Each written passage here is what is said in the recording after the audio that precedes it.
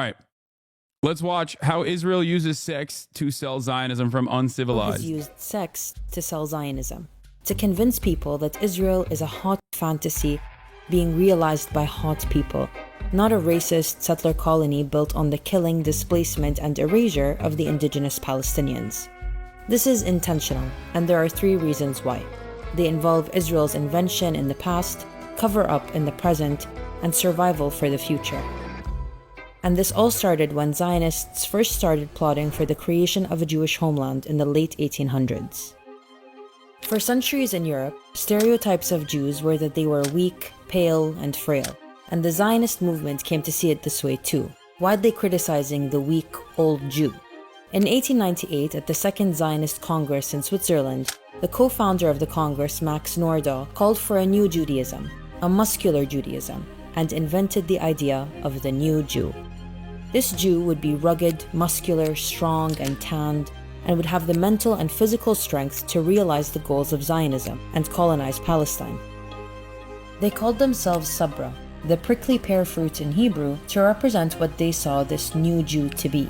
See, if we had watched this, we would have known what Sabra actually means, because I didn't know until I didn't know that there was a definition of Sabra beyond the dog hummus until the Sabra hummus gate, the peak of anti-Semitism that has occurred in the world, really. The worst incident of anti-Semitism that anyone has ever seen, that landed, 5 people in Twitch prison for 30 days. Oh my God. And prickly on the outside, but tender-hearted and sensitive on the inside. And, of course, native to the land. Of course, the sabr, as it's called in Arabic, is a fruit indigenous to Palestine, appropriated for the Zionist fantasy of indigeneity. But anyway. The men who came out to found this colony had never handled a plow, but they were possessed by 3 ideals: land, liberty, and labor. It is these new Jews that created the Zionist militias that planned and orchestrated the Nakba, the mass-scale killing and displacement of hundreds of thousands of Palestinians, ending with the creation of Israel. And those same militias would become the Israeli army, the violent occupying force overseeing the colonization of Palestine today. And it's through this army that the visual of the new Jew lives on. But then with time, this visual became the only visual of Israel. This was a problem. In the early 2000s, surveys in the US were showing that Israel had a big PR problem with men aged 18 to 35 who just saw Israel as a conflict zone and weren't interested. So another rebrand was due, and the solution this time was bikinis. In 2007, the Foreign Ministry and the Ministry of Tourism arranged for a photo spread in Maxim magazine, one of the most popular men's lifestyle magazines at the time. The brains behind this initiative at the Israeli consulate in New York said the models were, quote, a Trojan horse to present Israel as a modern country with nice beaches and pretty women. This video is from the official Israel in New York YouTube channel. So you should come to Israel. We have a beautiful country, great food, great culture. Come to Israel. Beautiful girls as well. See you at the party. This strategy, also called bikini diplomacy, has been seen all over since, with Israel constantly selling the image of a liberal, free country where it's always summer, where the days are full of beaches, bikinis, and chiseled bodies, and the nights are spent in an incredible nightlife scene open to anyone and everyone. In the face of this fantasy, Palestinians come off like a backwards, pesky nuisance trying to disrupt this liberal orgy utopia, not like colonized people looking for freedom and dignity. But that was in a time before social media, where only the powerful had access to a platform. Times have changed, and so the sexy offensive has had to adapt. All over TikTok and Instagram, you can find videos of Israeli soldiers posting thirst traps or dancing videos. Some of them act independently, while others are part of a concerted effort putting attractive women in the occupation forces in the public eye. Like the women at Alpha Gun Angels, a gun modeling and social media marketing agency who sell being a colonial foot soldier as a sexy lifestyle. But listen, I've been in the army, I'm Israeli, I'm tough. Thirst traps aren't only reserved for women, but for weapons as well. And beyond selling sex, they're selling colonial occupation as fun, relatable, and empowering. They love gay pride content, girl boss content, and jumping on TikTok trends. Of course, the great irony is that none of these liberal values are extended to Palestinians. They live under occupation, regardless of what they identify as. In that, colonialism does not discriminate. When the Palestinian reality started reaching people around the world, the strategy had to change. Whereas the goal before might have been to rebrand and repackage Israel, the goal now is to distract and whitewash. So bikinis were traded in for military uniforms. Fine, military occupation is a part of the reality, but it's not what you think. It's empowering and fun and sexy. Do you really think people this fun, young, and free would have it in them to commit war crimes? The public Waifu, get in, loser. We're going to capture some Muhammads. Dude, so much of it is just like unrestricted Islamophobia too, because it's so normalized. You could just like get away with it all the time. Just actively dehumanizing the enemy is really up. What? Logs, please, sir. Really important, please. Read, could you have Eli Valley on? His book, Diaspora, a boy delves into the white constructed sexual and masculine created Israeli identity, which is all about this. His talk was amazing on it. I could, yeah. Eli Valley is the GOAT. A big fan of his for quite some time. Incredible cartoonist. Yeah. Perception of Israel is essential to its survival. But so is something else. That there are enough settlers there to keep up the colonizing. That brings us to the final reason Israel uses sex to sell Zionism. So Jewish Zionists have more kids with other Jewish Zionists. Have you ever heard of birthright? It's an all-expenses-paid trip to Israel that young Jews across the world are eligible for. Doesn't seem like an Israel-only thing, though you see that everywhere, especially now in Europe. Oh, absolutely. No, this is directly a consequence of 9/11. Like, this is post 9/11. Like, Orientalization obviously has always played a major role. Orientalism has played a major role in Israeli culture, certainly, right? In dehumanizing Arabs. Like, they've been doing this for 76 years. At this point, it's like, you know, you can't keep up. You can't keep up a apartheid regime without actively dehumanizing the other. Having said that, however, the onslaught of Islamophobic, anti-Arab Orientalization, the Orientalist propaganda, paired up with a healthy dose of Western chauvinism, that was the underpinning of the global war on terror, that justified the global war on terror. That faucet opened up post 9/11. Okay, for the rest of the world, I mean. And I think that plays a pretty good, like a pretty important role in a lot of the defense of Israel, that oftentimes is not even a defense of Israel's actions at all, but instead is directly offense against those who have been branded as enemies of Israel, right? And you see it. I mean, you see it in this community quite frequently. This is something that I have to deal with on a regular basis. The idea that, like, we have already created the terrorism designation, and that carries a lot of weight with it, and it's actively, it's actively deployed in a way to undermine the positions of people who are offering any sort of context or nuance to how. What is this? Where did this guy come from? What did he say? What if I have Islamophobia? You're giving no reasons to why, e.g., an atheist shouldn't be afraid of Sharia and Salafist jihadis. I'm a Western civilian. I'm Islamophobic. I don't know why you say this is some problem. We don't have to ban this guy immediately. Okay. As far as like the underlying Islamophobia that you have, just so you understand, you are basically saying, like, okay, I'm a Western man living in the United States of America. Like, yeah, I'm afraid of black people. Like, what of it? It's the same exact principle. It's just bigotry of a different sort. The fundamentals there, however, is choosing not to understand this massive population of people and the diversity of opinion within this massive population of people, and monolithizing them, while in the process of identifying silly things that you misunderstand, like Sharia, right? And also then pointing to Salafist jihadists. Okay, like, what percentage of Muslims are Salafi jihadists.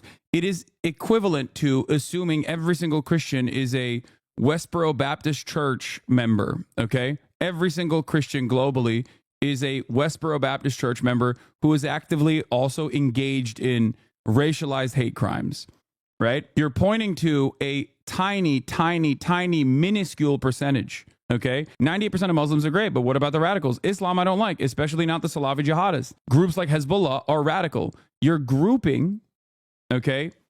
You're grouping people like Hezbollah with Salafi jihadists, which is hilarious because this is what I mean all the time when I say like reactionary thinking is illogical and Islamophobia of this sort is unironically causing you to misunderstand the situation. Hezbollah is an enemy of Salafist jihadists, like a very active enemy of Salafist jihadists. Now, you might consider them to be fundamentalist as well, even though they are Shia, which is a totally different sect. And in their day-to-day practical application and their associations or like the actions they take, you know, they are diametrically at odds with Salafist jihadists. Salafist jihadists, on the other hand, for the most part, are also fundamentalists of the Sunni variety that are directly backed by the American State Department. Okay? Like in order to have this conversation, I have to describe to you all of these different concepts that you have fundamentally misunderstood, and then have you be charitable every step of the way so that you can actively relearn what the correct definitions of these things are, okay? Sharia is an application of religious doctrine, okay, for any number of different laws. For the most part, it was heavily localized, okay? Most Muslim countries do not engage in Sharia law, and Sharia law is not what you understand it as, for the record, okay? But there is not like a real application. Sharia in its actual application comes from centralization that occurred after Western colonialism in a lot of these areas that were Muslim in general. As far as Muslim Brotherhood and Salafist jihadists are both radical and both want to enforce Sharia over everyone, I think this has no bearing on the overwhelming majority of Muslims that are living their day-to-day experiences, their day-to-day lives, as much as the direct undermining of the entirety of the Muslim world, with some exceptions, by Western imperialism. If you're constantly at threat of destabilization, or if your government that doesn't really capture your interests whatsoever has been completely captured by the American State Department, for example, if you're just a client state that is kept incredibly poor, not allowed to develop, and the people's wishes are not necessarily the people's demands and wishes are never represented in those governments, but those governments never go away because they get American military contracts and American weapons, and they can violently squash any sort of dissent. You will never be able to arrive at civil liberties and a civil rights movement in any of these countries, despite the fact that there are very real interests in the same exact ways that we had in the United States of America in fixing and modernizing a lot of these societies. Having said that,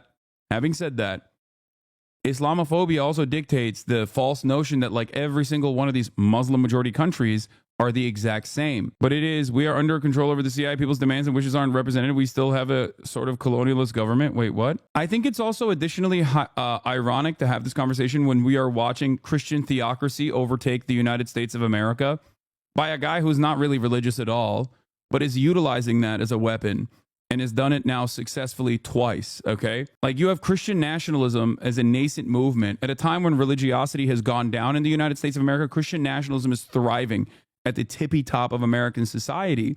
And you're literally watching material conditions get undermined in a meaningful way in the United States of America, which is the wealthiest nation on earth, even a place like this that has solid infrastructure and has been the dominant force, the global hegemonic superpower for the past century at this point almost.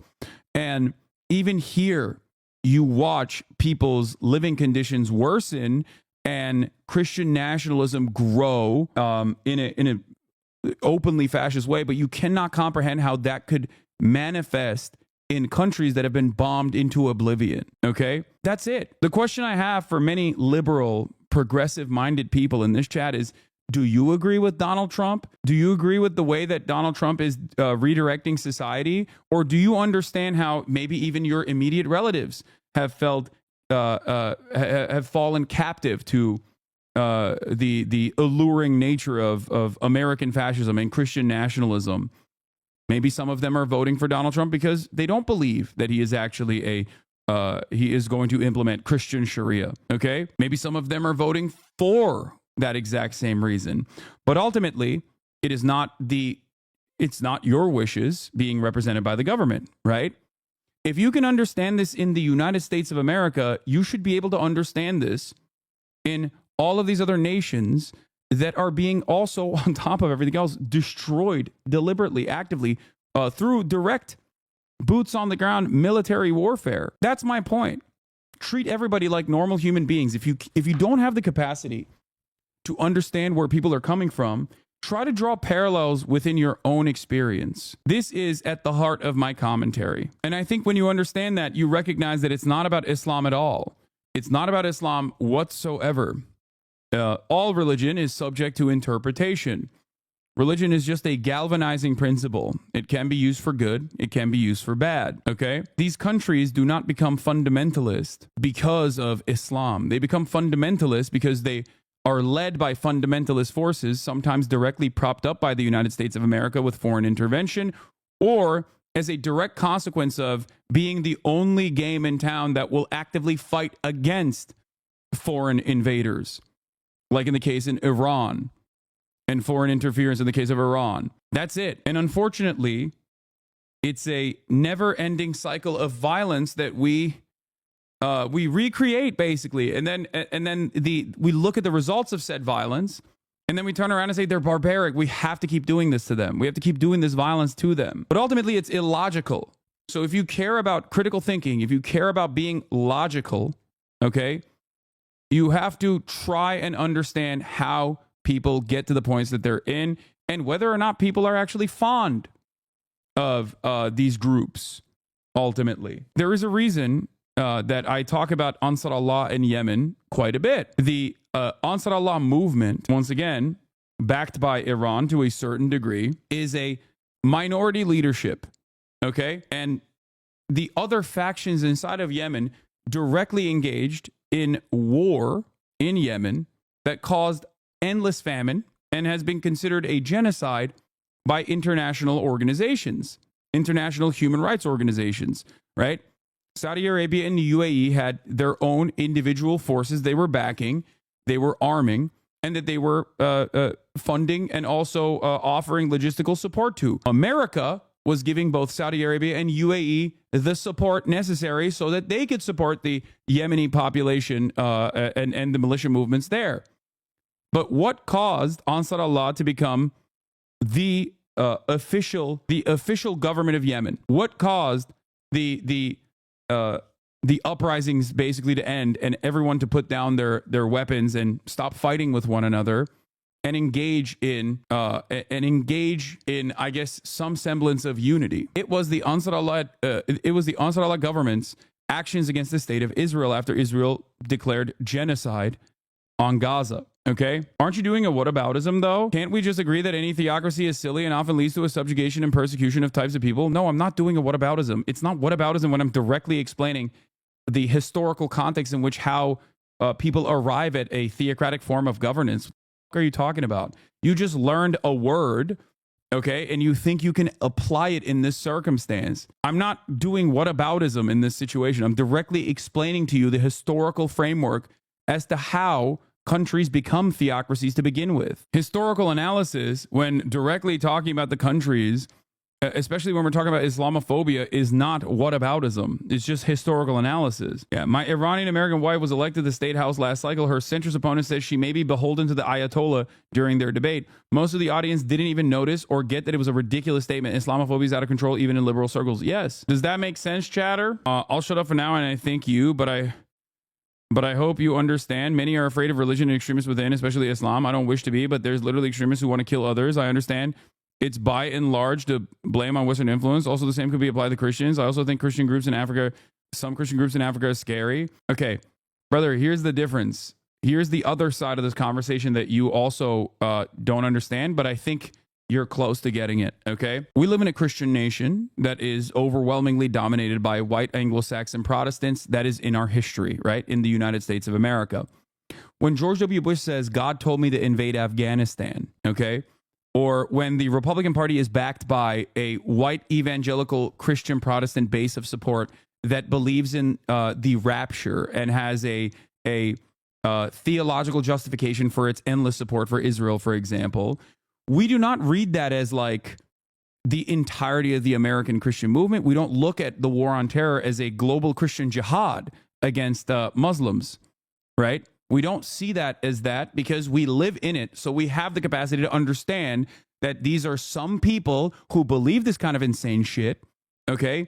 And that most normal people don't agree with it, and that we don't really have a democratic voice in this process. But you never extend that level of charitability and analysis and nuance to the Muslim world. That's the point, okay? That's it. Do you understand? True, I find that scary, but they don't target me. Yes, at least you're recognizing why you don't see it in the same way, though. That's it. And my goal here is to explain to people, is to explain to people that, like, people are just the same everywhere, okay? They are. If they were brought into the same material circumstances, they would have very similar results. They would have very similar outcomes in general. But the notion that like extremist Muslims could target you and present a serious threat to you is also silly. Like a lot of people say this about Hamas, right? Hamas are religious fundamentalists. Like not every single person in Hamas is a religious fundamentalist. Many have been radicalized directly as a consequence of Israel killing their family members.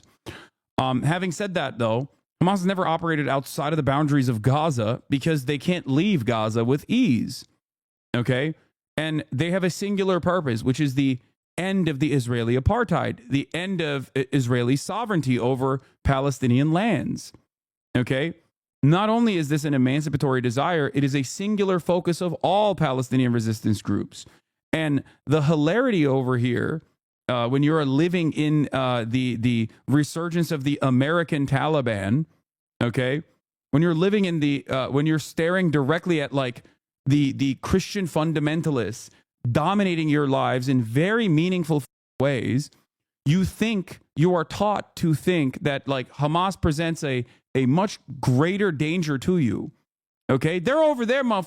The same with the Houthis.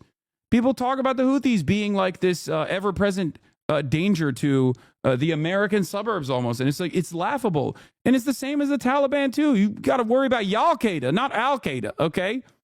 You got to worry about the American Taliban, not the actual Taliban over in Afghanistan. You got to worry about the jihad, not jihad. And yet, I think this hyper focus on Islam with a false understanding that like it's scary, okay, and that every single person in the Muslim world believes every single principle of ISIS, which does not represent Islam at all, and is more actively dismissed and fought against by the people there because they don't end up killing, that many Americans or even Israelis, really.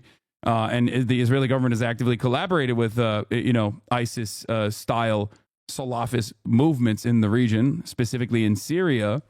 Okay, they kill Muslims, they kill Yazidis, they kill other people in the region. They don't kill Westerners. Okay, that's the overwhelming majority of the victims of ISIS, and that's precisely the reason why many people despise them. Meanwhile, when you go to the Western world, most people that don't really pay attention to this stuff think every Muslim is like ISIS. You have to look at it in a rational manner and understand the real danger, right? Sharia law was not created after Western colonization. It was implemented based on Muhammad and the Quran by many scholars since the 7th century. I'm a Muslim, by the way, just looking for an insight. No. I said Sharia law and its understanding in the Western world is very different than its practical application in areas where it was heavily localized. Every locality had very different opinions on what kind of laws that they might implement. Okay, Americans, when they think Sharia law, they think hands are getting chopped off, if you steal anything. They think that like women are getting killed, they're getting stoned to death over and over and over again. And they're thinking beheadings. Okay. Having said that, Sharia law, while I disagree because I am a secular person myself, I do on principle disagree with like a religious application of or any sort of laws applied because of an interpretation of religious dogma. I don't agree with that on principle. I disagree with it, obviously. But having said that, if you want to understand, historically speaking, this was never a real doctrine applied universally across the globe, and even past the point of local Sharia governance. Okay, like that was very different from region to region or even locality to locality. The centralization of Sharia as a religious code to be applied into any sort of like real governance came after the point of colonialism. Okay, the explanation you gave of Christian Sharia law and the Al Qaeda was perfectly effective in getting my normie family members to chill about this shit. It does put things into perspective. Yes. Aisha Esquire, thank you for the 5 get the subs. Aisha Esquire also says any ethno state is bad and government will corrupt religion and vice versa a Muslim. Yes. The problem in these circumstances is that like when material conditions worsen, just like in the United States of America, the reactionary movements grow. Okay. And religious fundamentalists take advantage of that always. And that is historic. That is historically important. And that's precisely what happens everywhere. In America, it's Christians. You know, in the Muslim world, it's, of course, Muslim fundamentalists. Also, doesn't Sharia mean law? So Sharia law just means law? Yes. It's like saying chai tea. Chai is just tea. Or non-bread. Or I guess the English version of it is ATM machine. If only people understood they shouldn't conflate Islam with conservatism. Exactly. My anger and my frustration always has been with reactionary ideals, conservatism. Okay? And that is a universal principle that I apply. If you don't think that there are progressive people in these Muslim nations, if you don't think that there are gay people in these Muslim nations, trans people in these Muslim nations, feminists in these Muslim nations, you're wrong. Of course they exist. And there are massive numbers. It's just not broadly represented depending on which country you're talking about. I didn't even finish this how Israel uses sex to sell Zionism thing. I don't know how we got to Islamophobia because that one chatter chimed in and chirped. And I hope it was a somewhat productive session that caused people to develop a better understanding and appreciation of where I am coming from. But let's round this up real quick. As long as they're between 18 and 26. Thousands of Birthright Israel participants filling the C-show with endless smiles, scholars, accents, and 10 bodies. I didn't really have a connection to the homeland, and I came here, and just everybody's so great, and I'm just like overcome with like connection. It's like you're high on Zionism. I am really high right now. The trip is sold as a journey home for young Jews to connect with Israel on an emotional and adventurous 10-day itinerary where they're accompanied by Israeli soldiers. That's not a coincidence. In the early days of Birthright, the billionaire co-founder Charles Bronfman said, quote, he was bothered that the kids on those early trips weren't bonding with their Israeli peers. His answer was developing the mifgash, the encounter, between Jewish Israeli teens and their diaspora counterparts.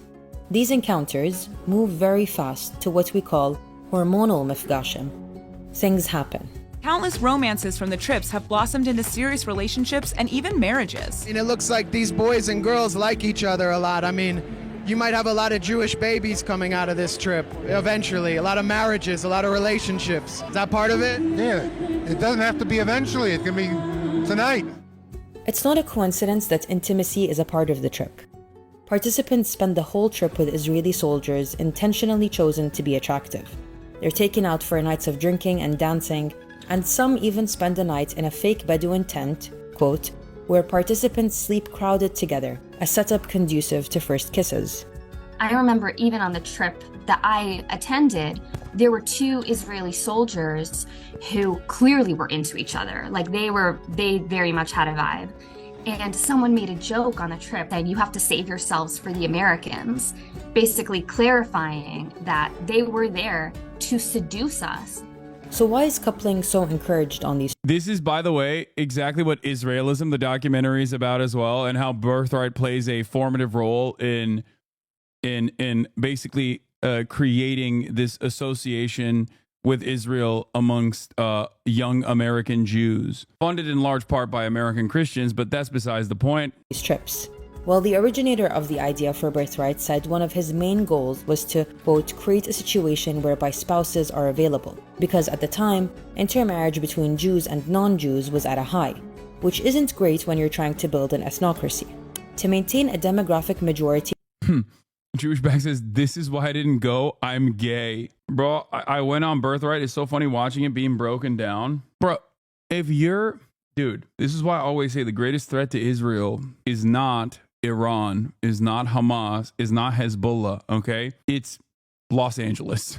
It is New York. It is Boca Raton. That's it.